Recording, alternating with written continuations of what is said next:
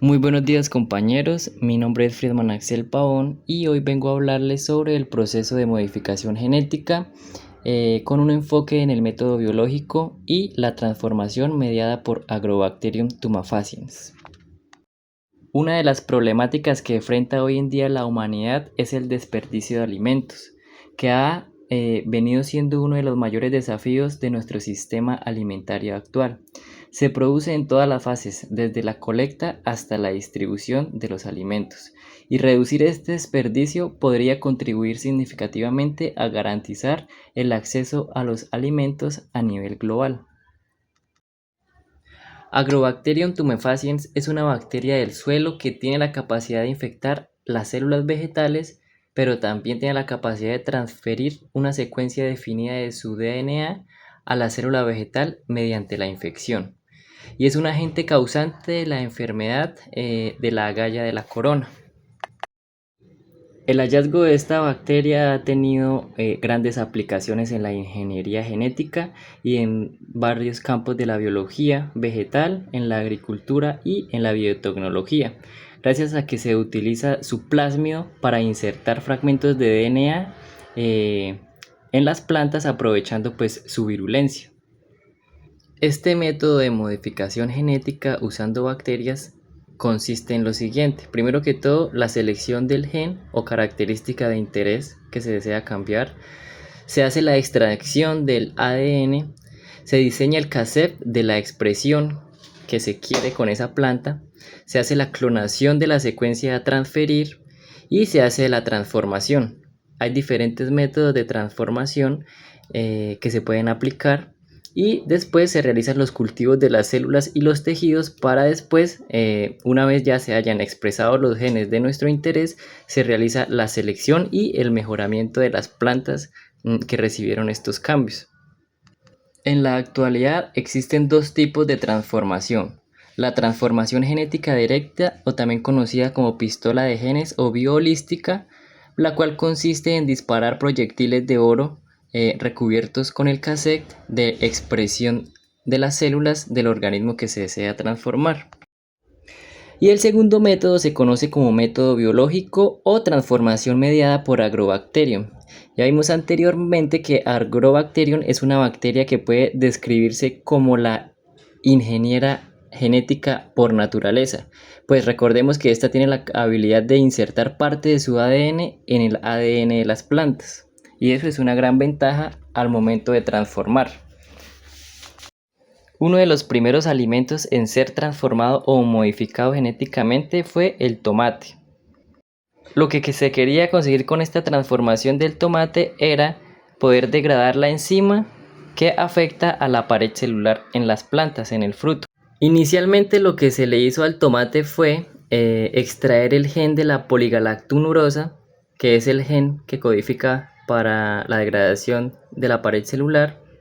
Una vez obtenido este gen, se modificó de manera que quedara antisentido, y este ARN antisentido se introdujo nuevamente al plásmido de Agrobacterium, el cual iba a estar presente de nuevo en las plantas para que las infectara y parte de este DNA fuera transferido al tomate y así evitar que éste madurara más rápido de lo habitual. Al emplear este método de ingeniería genética usando Agrobacterium, se puede producir plantas con resistencia a herbicidas, resistencia a insectos y virus, se puede controlar la maduración de los frutos, también se pueden obtener plantas con resistencia a condiciones adversas como la desecación, la alcalinidad, salinidad y el frío. Además de que pues también estos frutos o plantas pueden tener mejoras nutricionales, por ejemplo, mayor contenido de ácidos grasos, menor contenido de grasas saturadas y mayor contenido de vitaminas. El uso de transgénicos y de este tipo de ingeniería genética está mediada en Colombia por el Sistema Nacional de Bioseguridad, que consta con 3 comités nacionales que respaldan las decisiones de las autoridades nacionales competentes. Entre ellos encontramos el Ministerio de Salud y Protección Social, el Ministerio de Ambiente, Vivienda y Desarrollo Territorial y el Ministerio de Agricultura y Desarrollo Rural. En el país hay autorizados para siembra maíz y algodón modificado genéticamente y 12 eventos de transformación para el consumo humano, entre ellos la soya, la remolacha azucarera, el arroz y el trigo. Además, en cuanto a otras plantas que se comercializan, tenemos las flores como los claveles y las rosas que son de alta demanda en el exterior. Algunas de las ventajas aplicativas en Colombia tenemos que pues Colombia posee una enorme biodiversidad que puede aprovecharse para identificar y modificar cultivos autóctonos con características deseables. Otra de las ventajas es que se pueden mejorar estos cultivos para países tropicales por medio de Agrobacterium para evitar enfermedades comunes en el trópico. También se pueden modificar estas plantas para que se adapten al cambio climático y las hagan más resistentes a las condiciones adversas como la lluvia y los fuertes vientos en Colombia. Además, se pueden obtener plantas resistentes a plagas locales que son muy comunes en el trópico. También se reduce la pérdida de la post cosecha mediante la modificación genética para mejorar la vida útil de estos productos agrícolas.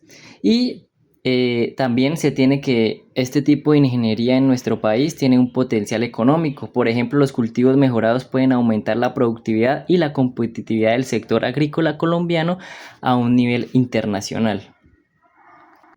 Aunque son muchas las ventajas de estos productos transgénicos en el trópico, en nuestro país existen varias desventajas. Entre ellas, por ejemplo, tenemos las condiciones ambientales desafiantes, como la humedad y la temperatura, que pueden afectar la eficiencia de la transformación con Agrobacterium. También para la implementación de estas técnicas se requieren de laboratorios especializados, equipos costosos y personal altamente capacitado y recursos que puedan ser limitados en ciertas regiones del país, cosa pues que no tenemos ni se cuenta con la infraestructura suficiente en el territorio. Otra desventaja es que Colombia tiene un marco regulatorio para las OGMs que pueda implicar procesos largos para la aprobación de nuevas variedades desarrolladas con la tecnología que se cuenta. También se debe garantizar que pequeños agricultores tengan acceso a las tecnologías y no solo las grandes empresas, lo cual esto representa un gran desafío socioeconómico, ya que todos tienen derecho a un acceso equitativo de este conocimiento. Y tal vez una de las problemáticas o adversidades que se ha presentado en el país es que se debe conservar la biodiversidad del territorio. Existe preocupación sobre el posible flujo genético entre cultivos modificados y especies nativas.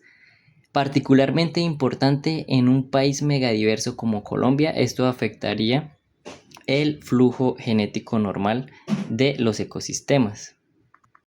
Tal y como lo menciona la Red de Semillas Libres de Colombia, el cual publicó un artículo llamado Contaminación genética del maíz en Colombia, que trata sobre el impacto del maíz genéticamente modificado sobre la diversidad de maíces criollos y sobre el sistema de semillas certificadas. Planteándonos esta pregunta: ¿qué sucederá con la enorme biodiversidad de especies y variedades de semillas criollas y nativas que conservan las comunidades en sus territorios cuando se crucen los cultivos locales con los cultivos transgénicos y ocurra lo que se ha denominado como la contaminación genética? Bueno, compañeros, espero les haya agradado la presentación. Eso es todo por el momento. Muchas gracias por su atención.